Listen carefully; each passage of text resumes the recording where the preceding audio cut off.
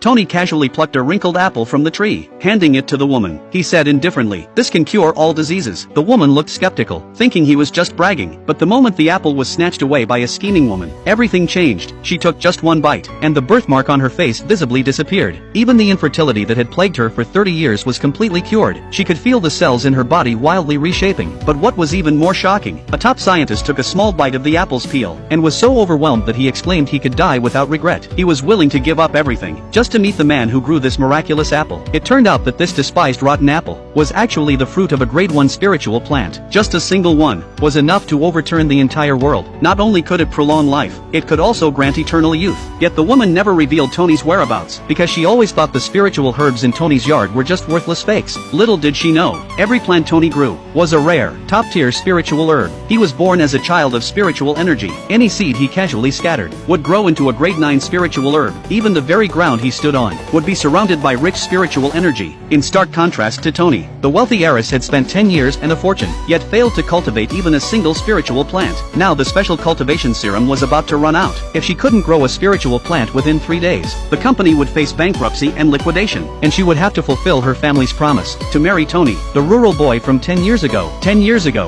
the heiress was hunted down by her enemies. In a life-threatening moment, it was that country boy who saved her. At the time, her maid noticed the strange fragrance emanating from the boy. The heiress immediately agreed that when she came of age in 10 years, she would marry him. Before they parted, the young boy took off his jade ring and handed it to her as a token of their engagement. With that single bottle of spiritual herb serum, the heiress rose to the ranks of the elite. Now, the 10-year promise had arrived, but the heiress found Tony to be nothing more than a mere farmer. She ordered the woman to return the ring and cancel the engagement. Although the woman had never forgotten Tony's life-saving grace, she was just a lowly maid and dared not defy orders. So she went to find Tony to break off the engagement. But before she could say a word, the sight before her left her utterly stunned. The entire courtyard was filled with thriving spiritual plants. There was even a 100-year-old ancient spiritual tree, radiating dense spiritual energy. When Tony heard she wanted to cultivate spiritual herbs, he casually handed her an apple. The woman looked at the wrinkled fruit with disdain. She was convinced that Tony's so-called cultivation was nothing but a scam. After all, their company had spent a fortune for 10 years, and still failed to grow a single grade 9 spiritual herb. How could a mere farmer possibly cultivate real spiritual plants? Before leaving, she stuffed a few $1,000s into Tony's hands, thinking it might help him after he inevitably got scammed. Little did she know, the apple she despised so much was about to shock the entire world. When the heiress announced that anyone who could find a spiritual plant could save the company, the scheming woman deliberately mocked the maid, pointing directly at the apple in her hands. The maid refused to take out the apple, afraid of being ridiculed, but the scheming woman suddenly made a move and snatched the apple away. The moment she took a bite, her entire body began radiating powerful spiritual energy. The lupus rash on her face vanished at a speed visible to the naked eye.